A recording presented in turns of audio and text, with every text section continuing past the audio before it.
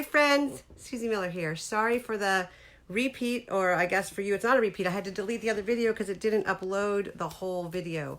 So I'm learning technology and all kinds of new things, and so I'm doing this directly to live because the joint streaming didn't work. Anyway, I'm so glad you're here today to talk about relationships, better relationships with the people that matter most, better communication. That is something I'm passionate about, as you know.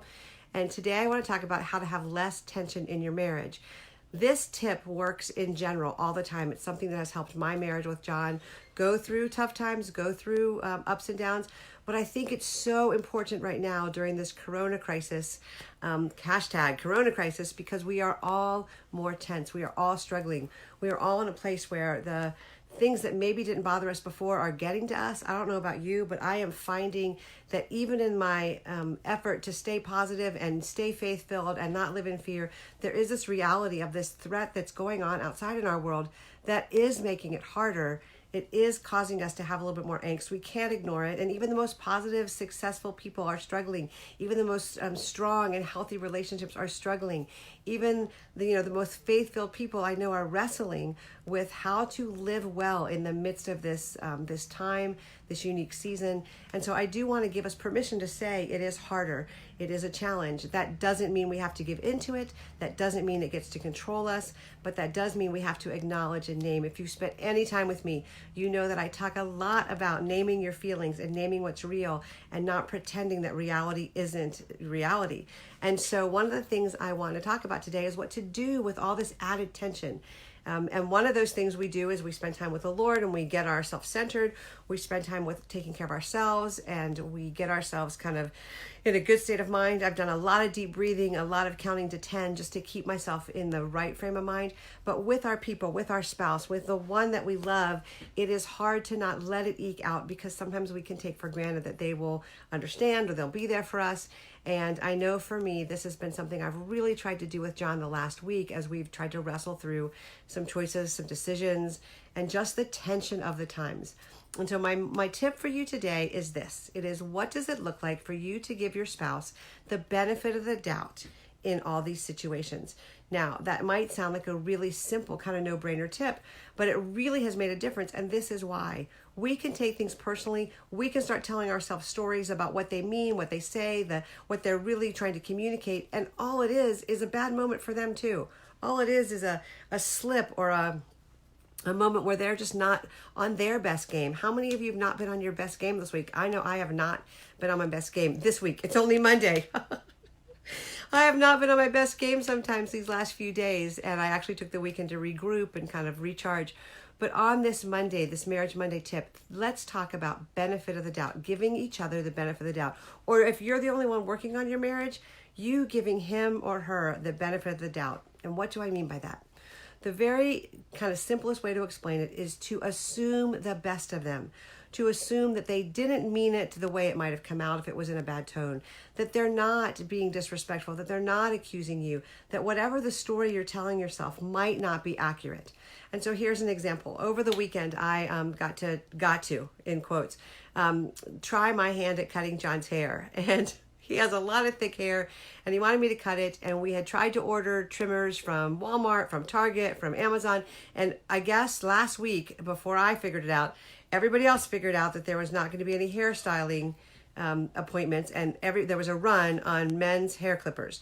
And so he has this beard trimmer that has a couple extra attachments to it, and he was like, we can do this, you can do this, just buzz it through, here's how we're going to do it. So we go outside and I'm trying to cut literally his hair and give him this kind of, I had thought I could do something cool, but we ended up just kind of going through the whole thing with one trimmer, and it's a battery trimmer, like a rechargeable, so it doesn't even have that much power. So all these things were stacked against us in starting to do this hair styling that we were doing for him. And as I was trying to do it and, make it even and not get a big glitch in it and all those things that you do when you cut hair. I'm not a hairstylist. I had watched a YouTube video or two just to help me along the way. He's not a hairstylist, but it was hot. We were both trying hard. And he made a comment about, well, just do it this way or just hold it that way. And it came out with that tone that, for me, has the words, well, don't be so dumb, or if only you knew better. And I know my husband's heart towards me, and I know he doesn't think that about me. But it would have been really easy in that moment to overreact and be personally hurt by his comment, or take it personal, like he was not appreciating my efforts, or he didn't think I was doing a good job.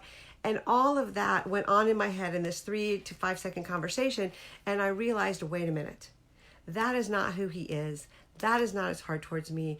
I'm going to give him the benefit of the doubt, and that is just that he's making a comment about a better way to hold the clippers. Something so small, something so simple can get in the way, and they become these splinters in our relationship, and we begin to think the worst or less than the best of our spouse. We begin to read into their tone or read into their comments more than what they really mean. And this happens in other relationships too. Giving the benefit of the doubt, sorry about that, giving the benefit of the doubt to the people we love is so important in reducing tension, in believing the best of them, in hearing what they're saying through the lens of goodness and grace versus maybe the lens of tension. One of the clients I worked with this last week, she told me a story about just being frustrated because her husband didn't seem to be respecting her job as much as she was trying to respect his job and the need for office hours. And she told me a story about how one of her kids came down and they were supposed to be doing their schooling in their room, and he was yelling, "Mom, Dad, Mom, Dad." And the mom was on a work kind of meeting and she could mute out, so nobody heard this. But she began to build up the story in her mind of how her husband wasn't respecting her work, of how he wasn't listening, of how he didn't, look at the calendar. All these things started going through her head. And she remembered us talking about the benefit of the doubt. And she said, Susie, what I did was I thought, wait a minute, maybe he doesn't hear our son. Maybe he's on a call and he can't step away. Maybe this isn't personal. Maybe it's just circumstantial. And she said in that moment, what she felt was building as annoyance and hurt and frustration with her spouse. She was able to kind of take a deep breath and go, no, that's not who he is. I'm going to give him the benefit of the doubt, believe the best of him, and just think that circumstantially he might not be hearing our kid, or he might not be able to step away. We might be in the same situation, both in meetings, and it's just a bad timing thing. Can you see how that shifted her perspective? Can you see how when we give the person we love the benefit of the doubt and believe the best of them and offer them grace, tension just comes down. Our tension just kind of, it just deflates, and then we don't have these splinters and these grievances that build up. Instead, our relationships are covered by grace. They're covered by a sense of knowing the heart of the person we love and knowing their heart towards us. Now, that doesn't mean that we don't have a conversation that says, hey, can we deal with the fact that tone of voice is hard for me, was what I would say to John, or that we need to figure out a system for when we're both in a meeting and we don't hear our son coming down. It can be addressed. I'm not saying to ignore stuff.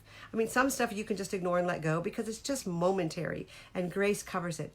Other things you do need to address, and we're going to talk this week about ways to do that in wise and relationship building ways, how to talk about the hard things.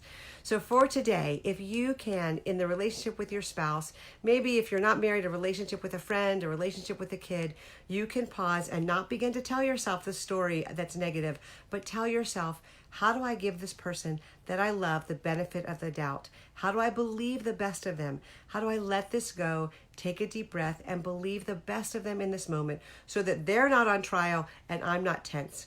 Because that sure is going to help us across the board in our relationships, but especially right now when things are harder and tensions run higher.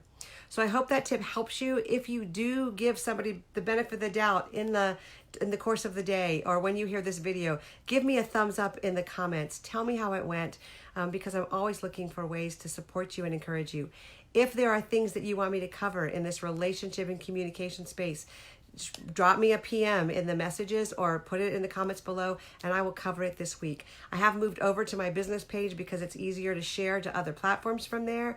And so I hope you'll join me here this week at 12 o'clock Eastern time every day, and we will talk about how to thrive in the relationships that matter most. I'm cheering you on and I'm here for you. Have a great day.